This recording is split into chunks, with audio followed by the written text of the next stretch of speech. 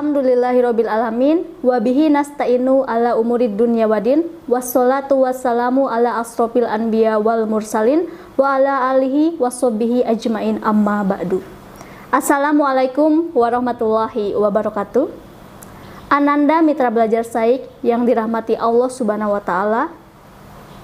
Puji dan syukur mari kita panjatkan kehadirat Allah Subhanahu wa taala yang telah memberikan kita semua kenikmatan yang begitu banyak dan kesempatan sehingga pada saat ini kita semua bisa berkumpul di acara Gerora, Gema Rohani Ramadan di Saik Channel.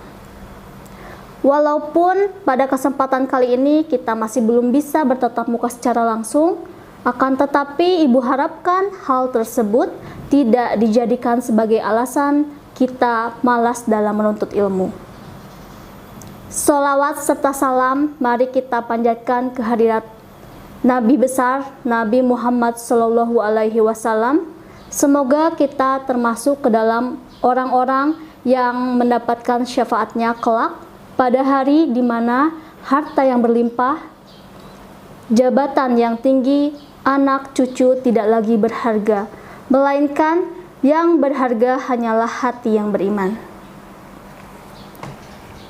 Anak-anak, perlu kita ketahui bahwasannya bulan Ramadan merupakan bulan yang begitu banyak keutamaannya.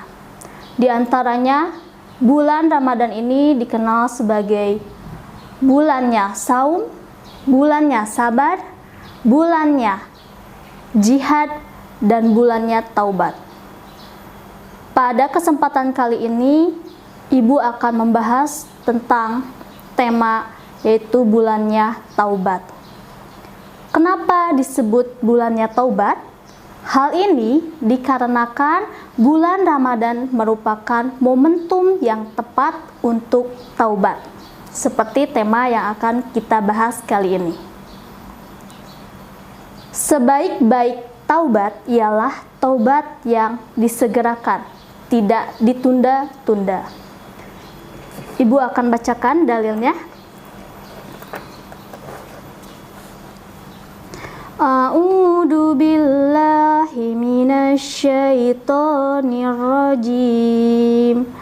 Bismillahirrahmanirrahim. Wasari'u ila maghfiratin mir rabbikum wa jannah arduha samawati wal ard uiddat lil muttaqin. Shadaqallahul adzim, yang artinya, dan bersegeralah kamu mencari ampunan dari Tuhanmu dan mendapatkan surga yang luasnya seluas langit dan bumi yang disediakan bagi orang-orang yang bertakwa. Quran Surat Ali Imran ayat 133. Dan Ananda, kita harus tahu bahwasanya ketika kita bersegera dalam memohon ampunan kepada Allah Subhanahu wa taala, Allah sangatlah gembira. Rasa gembiranya itu diibaratkan seperti seorang musafir yang membawa unta beserta perbekalannya di gurun yang tandus, kemudian ia kehilangan unta dan perbekalannya tersebut, lantas ia kembali mendapatkannya. Lengkapnya seperti ini. Suatu ketika seorang musafir pergi dan ia membawa unta beserta perbekalannya yang begitu banyak untuk dikonsumsi pada saat di perjalanan. Nah, setelah itu ia tiba-tiba kehilangan unta dan perbekalannya tersebut.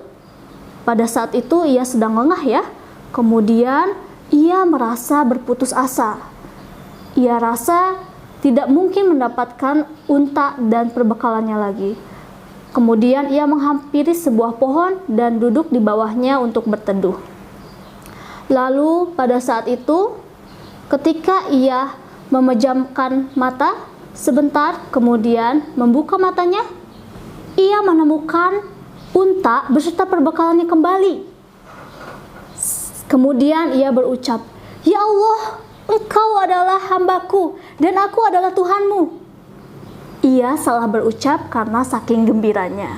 Nah, itu ya, anak-anak, itu diceritakan dalam hadis riwayat Bukhari.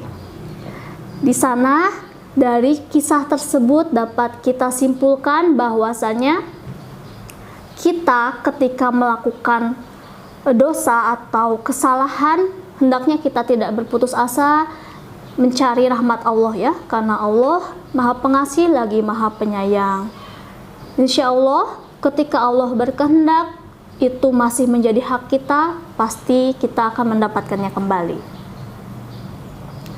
Nah, dan kalian juga harus tahu bahwasanya sebesar apapun dosa yang kita lakukan, kita tentu saja tidak boleh berputus asa dari rahmat Allah, dan sekecil apapun atau seringan apapun dosa yang kita rasakan, itu tidak boleh kita anggap remeh, karena dosa yang kecil apabila dibiarkan secara terus-menerus, apabila dilakukan secara terus-menerus akan menjadi dosa yang besar, gitu ya.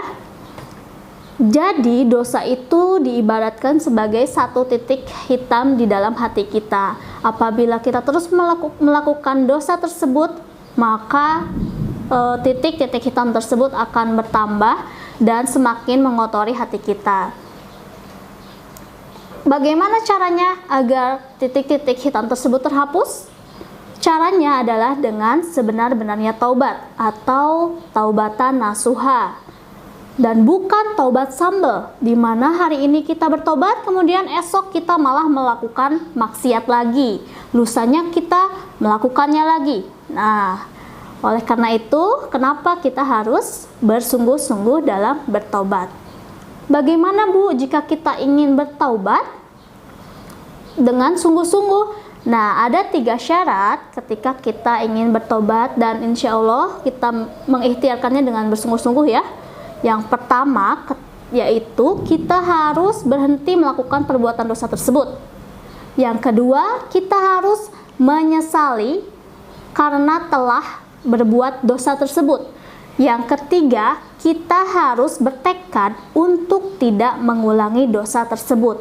Nah, 3 syarat yang tadi itu adalah syarat ketika kita ingin bertobat bersungguh-sungguh dan kita telah melanggar perintah Allah atau bermaksiat kepada Allah.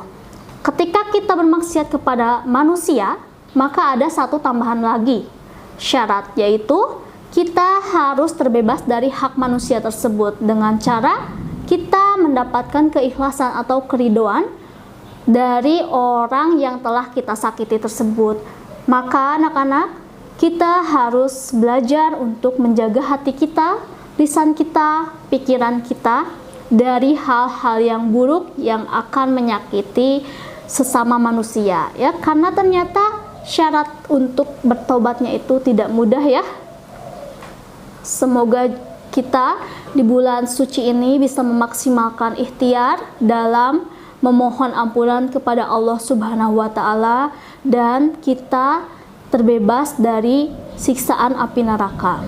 Amin ya Allah ya Rabbal alamin. Anak-anak, ibu rasa cukup. Segala sesuatu yang kurang itu berasal dari diri ibu sendiri, dan segala kesempurnaan hanyalah milik Allah Subhanahu wa taala. Wabillahi taufik wal hidayah. Wassalamualaikum warahmatullahi wabarakatuh.